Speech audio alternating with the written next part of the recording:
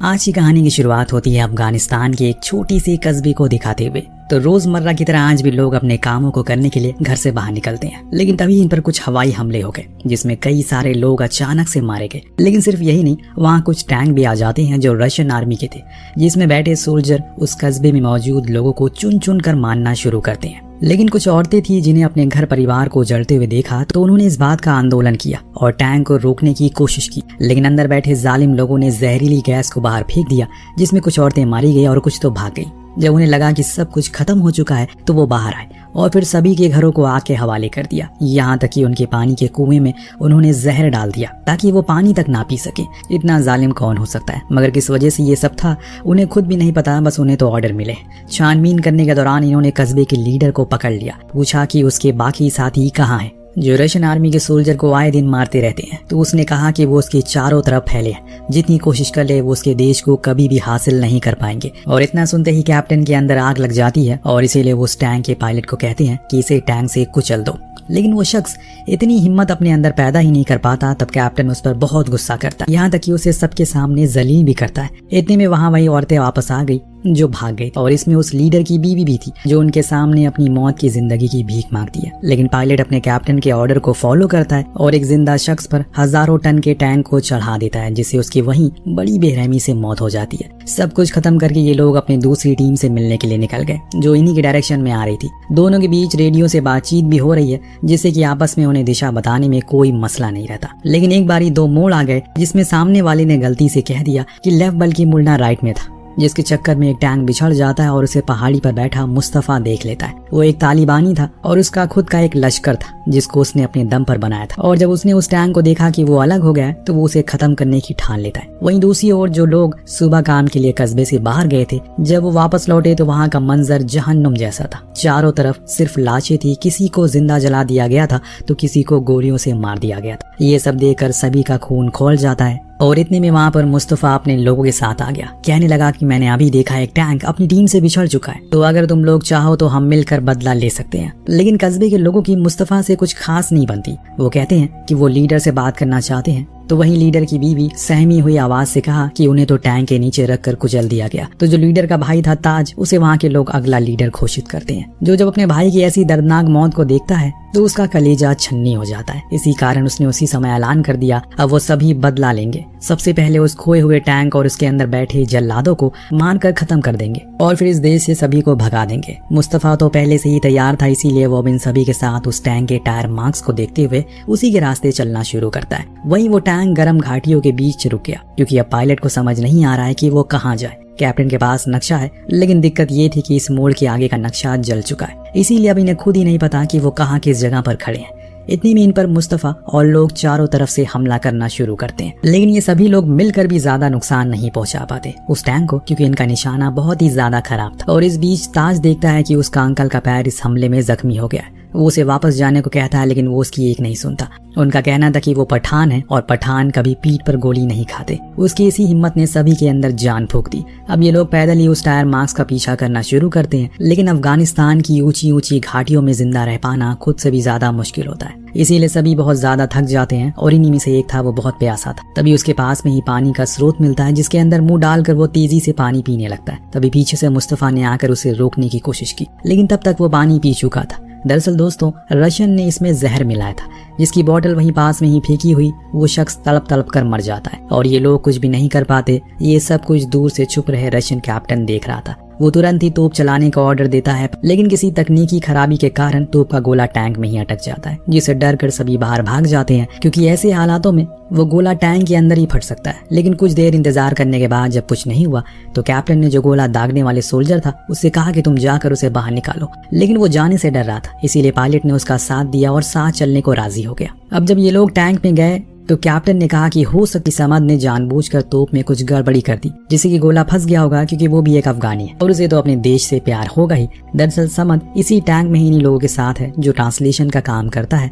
और अब जो गोला फटा नहीं था तो उसे ये बाहर ला कर रख देते हैं। उसके नीचे एक ग्रेनेड भी रख दिया जाता है, जिससे हुआ ये कि ये सब वहाँ सभी लोग पहुंचे तो उनमें से एक ने उस बम को उठा लिया और ये देखने के लिए कि ये क्या है, क्या ये उनके काम आ सकता है। लेकिन तभी वो ग्रेनेड फट जाता है, जिससे उसकी बहुत ही दर्दनाक मौत होती है। तो यहाँ टैंक के पीछे सिर्फ मर्द ही नहीं बल्कि वो सारी विधवाएं भी थी जिनके पति इस नफरत की जंग में शहीद हो गए थे। उन्हें भी बदला चाहिए था किसी भी हाल में। चलते चलते रात हो जाती है और इसीलिए ये लोग एक जगह रुककर थोड़ा आराम करने का सोचे। इस बीच समद और पायलट के बीच काफी बातें हुई जिसमें उसने उसे अपने कल्चर के बारे में काफी कुछ बताया, जिसमें सबसे अहम चीज थी इज्जत, जो एक अफगानी के लिए सबसे महत्वपूर्ण होती है। पायलट भी उसकी बातों का सम्मान करता है। इतनी में उनके ग्रुप में 2 लोगों के बीच झड़प भी हो जाती है, जिसे कैप्टन सॉर्टेड करता है। और इस चीज को जब पायलट को रिपोर्ट में लिखने का कहा तो कैप्टन ने आकर उसे रोक दिया। वो नहीं चाहता कि जब ये रिपोर्ट बाहर जाएगी तो उसकी बेइज्जती ना हो, इसीलिए उसने वो रिपोर्ट पेपर ही फाड़ दिया। लेकिन इन सब के बीच इन पर हमला हो जाता है। अब ये फौरन वहां से बाहर निकलते हैं क्योंकि रात के अंधेरे में लड़ना बहुत मुश्किल है। काफी देर ऐसी ही अनजान दिशा में भटकने के बाद इन्होंने एक जगह पर अपने टैंक को रोक दिया। बाहर आकर उस जगह के आसपास काफी सारे ग्रेनेड लगा दिए ताकि अगर दुश्मन इन पर हमला करने की कोशिश भी करे तो मारा जाए। इतनी में अचानक से इन्होंने देखा रडार पर किसी के आने का अंदेशा है। कैप्टन ने समद को बाहर जाकर देखने को कहा वहां पर क्या है। हालांकि उसकी इस हरकत से कोई खुश नहीं था, लेकिन कैप्टन का कहना है कि वो गद्दार है और उसे उसके कर्मों की सजा वो जल्द ही देगा। इतने में समद वापस आ गया। उसका कहना था कि बाहर कुछ हिरन का झुंड था जो कि मंडरा रहा है और कोई नहीं है वहाँ पर। तो यहाँ कैप्टन ने उन्हें भी मार डाला। अब जब सुबह होने पर मुस्तफा और बाकी के लोग वहाँ पहुंचे तो उन्होंने उन मरे हुए हिरनों को देखकर और दुख जताया, क्योंकि जंग में इनकी क्या ही गलती थी। उधर वो लोग एक झील के पास पहुंचते हैं जिसकी गहराई नापने के लिए कैप्टन समद को भेजता है। वो जाने लगा तभी वो पीछे से उसे शूट करके खत्म कर देता है। अब दोस्तों उसकी इस हरकत को पायलट अपनी रिपोर्ट में गुस्से में लिखना शुरू करता है, जो चीज कैप्टन को पसंद नहीं आती। इसीलिए इनके बीच में फिर से बहस हो जाती है। अब ये सभी उस टैंक को झील में उतार कर आगे बढ़ गए, लेकिन कुछ दूर जाने पर इनके टैंक ने जवाब दे दिया। पायलट का कहना था कि इसे लिक्विड फ्यूल की जरूरत है जो कि उनके पास नहीं है। ऊपर से अब इसकी बैटरी भी खत्म हो चुकी है, इसीलिए बेहतर है कि अब हम इसे यहीं पर छोड़कर और आगे पैदल चलें। कैप्टन को लगता है कि पायलट जानबूझकर ये कर रहा है, क्योंकि उन्होंने उसके दोस्त को जो मार दिया था इसी चक्कर में दोनों में एक दूसरे पर बंदूक तान दी। लेकिन कैप्टन के साथ बाकी के जवान थे जो उसके ऑर्डर को फॉलो करते हैं और पायलट को वहीं एक चट्टान पर रस्सियों से बांध देते हैं और उसके सर को नीचे ग्रेनेड रखकर वहां से चले जाते हैं। बेचारा पायलट उसी गर्मी में भूखा प्यासा बंधा रहता है। पर जो आखिरी सिपाही था वो उसे अलविदा कहने आया था। उसने कहा कि अब अगला शिकार वो तुम्हें बनाएंगे, इसीलिए बेहतर है कि तुम खुद को आजाद कर लो, उसे खत्म कर दो, देना कर मेरी जान भी बचा लो। लेकिन वो सिपाही बिना कुछ कहे वहां से चला जाता है। टैंक लेकर ये लोग आगे बढ़ रहे हैं। बीच में कैप्टन ने पायलट की रिपोर्ट डायरी को भी बाहर फेंक दिया। वो नहीं चाहता किसी को इस सच के बारे में पता चले। इस बीच हम ताज के अंकल को देखते हैं जिनके जख्म ने उन्हें एक और कदम के लिए मजबूर कर दिया। वो वहीं पर रुक गए और वहाँ कुछ औरतें मिली जो उस टैंक का पीछा कर रही हैं। अंकल ने उनसे पूछा तुम बिना हथियार के कैसे उस टैंक को नष्ट करोगी। तो लीडर की पत्नी ने अपने हाथ में रखे कुछ ग्रेनेड को दिखाया, कहा कि इससे बड़ा हथियार हमारा गर्म खून है जिसे हम किसी को भी जला सकते हैं। अंकल उन्हें वापस जाने को कहते हैं क्योंकि रशियन बहुत ही जालिम है, वो कुछ भी कर सकते हैं। पर वो औरतें गई नहीं बल्कि आगे बढ़ गई। इधर पायलट के पास कुछ भेड़िया आ गए जिनसे बचने के चक्कर में उसने अपना सर उठा दिया, इससे वो जो ग्रेनेड था वो नीचे गिर गया और वहीं फट गया। इसमें कई सारे भेड़िया तो मारे जाते हैं लेकिन वो बच गया। अगर वो उसके सर के पास ही फटता तो उसके लिए शायद मौत तय थी। तभी वहां पर वो औरतें पहुंच गई जिन्होंने उसे पत्थर से मारना शुरू कर दिया। अब यहाँ सदम ने पायलट को टूटी फूटी अफगानी जरूर सीखा, जिसके कारण वो उन्हें रुकने को कहता है लेकिन वो मानने को राजी नहीं थी। तभी वहाँ मुस्तफा और बाकी के लोग पहुंच जाते हैं जिन्होंने उन सभी को रुक जाने को बोला और ना चाहते हुए पायलट को आजाद कर दिया क्योंकि वो उन्हें अपने काम का लग रहा था। और ऊपर से उसे अफगानी भी आती थी। रात होने पर मुस्तफा और बाकी लोग एक गुफा में रुकते हैं जहाँ मुस्तफा उसे इशारों में कहता है क्या तुम मेरी आरपीजी को ठीक कर दोगे, तो वो हाँ में जवाब देता है। इसके बाद वो उसे ठीक करने में लग गया, जो देख सभी हैरान थे क्योंकि अभी तक किसी ने भी ये नहीं किया था। वेल्ताज ने कहा कि ये हमारे बहुत काम का है क्योंकि इसे आरपीजी चलानी भी आती है जिससे कि हम उस टैंक को नष्ट कर सकते हैं। पायलट भी इस बात से राजी होता है उस टैंक को खत्म करने के लिए क्योंकि वो कैप्टन से सख्त नफरत करता है। उन दोनों के लिए जंग के वसूल एकदम अलग है, इसीलिए वह उसे बदला लेगा। टैंक एक जगह पर रुक जाता है क्योंकि उसमें फ्यूल खत्म हो चुका है, लेकिन तभी एक रशियन हेलीकॉप्टर वहां से गुजरा तो इन्होंने फ्लेयर जला के उससे मदद मांगी। जैसे ही वो लैंड हुआ दोनों सोल्जर भागते हुए जाकर उसमें बैठ गए क्योंकि उन्हें इस नरक से वापस अपने घर जाना था। लेकिन कैप्टन ने उन्हें डीजल लेकर फौरन वापस आने का ऑर्डर दिया। हेलीकॉप्टर के पायलट ने बताया उन्हें पानी की तलाश है, क्या उनके पास पीने को पानी है। वो इनकार करते हैं। अब उन्हें वो डीजल के टैंक तो दे देता है जिन्हें लेकर ये सभी फिर से चलना शुरू करते हैं। ये सब दूर से छुपकर ताज और बाकी के लोग देख रहे थे। उन्हें बहुत खुशी हुई कि कैप्टन टैंक छोड़कर नहीं गया, वरना वो उसे बदला कैसे लेते। पायलट ने बताया कि आगे जाने पर एक डेड एंड है, वहीं हम इस टैंक को फंसा सकते हैं, इसीलिए सभी एक शॉर्टकट के रास्ते से तेजी से जाना शुरू करते हैं। पूरी रात ये लोग चलते रहते हैं बिना किसी रुके। अब इंजन का तापमान बहुत ज्यादा गर्म हो चुका है लेकिन फिर भी कैप्टन नहीं रुकता, वो चलता ही रहता है। अगली सुबह इन्हें एक पॉन्ड मिल गया जहां से पानी ला सकते और वहीं पर इन्हें अपना हेलीकॉप्टर भी दिखा जिसका पूरा क्रू मर चुका है। दरअसल ये वही पॉइंट था जिसमें इन्होंने जहर मिलाया था ताकि मुस्तफा और गांव वालों मर सके। लेकिन अपने ही लोगों को मरा हुआ देखकर कैप्टन मायूस हो जाता है। तभी वहां पर मुस्तफा के लोग आ गए जो तो कैप्टन इंजन को ऑन करता है, लेकिन वो ऑन ही नहीं हो रहा था, इसीलिए वो गन मशीन को भी चलाता है, पर उसमें तो गोलियां ही नहीं थी। वो तोप के गोले का इस्तेमाल करता है उन लोगों पर, लेकिन वो गलत जगह पर गिरते जा रहे थे जिससे वो हर बारी बच जाता है। और इस बीच पायलट आरपीजी उठा लेता है और निशाना सानता है। मिसाइल जाकर सीधा टैंक के टॉप पर लगती है जिसे वो फट गई, पर अंदर बैठे लोगों को कुछ खास नुकसान नहीं होता, बल्कि उन्हें तो ये लग रहा है कि अब वो बच गए, ऊपर से टैंक भी अब चलना शुरू हो गया।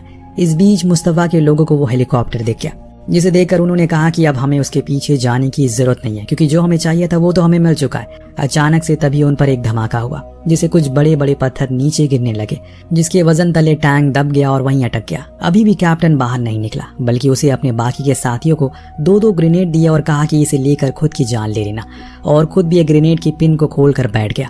एक साथी ने उसके हाथ से वो ग्रेनेड छीना और उसमें दोबारा पिन लगा दी। इतनी में बाहर खड़ा पायलट ने देखा कि टैंक में से एक ऑयल लीक हो रहा है, तो उसने एक जलता कपड़ा फेंक कर उसमें आग लगा दी, जिसे मजबूरन इन तीनों को ही बाहर निकलना पड़ता है। और इसे देखकर वो औरतें और वहां मौजूद सभी लोग उन पर बरस पड़ते हैं। तभी कैप्टन और बाकी के दो जवान थे, वो जिंदगी की भीख उनसे मांगने लगते हैं। ये परंपरा है अफगानिस्तान में, अगर कोई भी आपसे अभय मांगता है, फिर चाहे वो आपका कितना ही बड़ा दुश्मन क्यों ना हो, वो उसे छोड़ दिया जाता है। इसीलिए अभी मजबूरन उन्हें छोड़ना ही पड़ा। पर इस चीज से वो औरतें खुश नहीं थी, क्योंकि उन्हें तो बदला चाहिए था जो लेना था, पर अब इन तीनों को जाने दिया जाता है।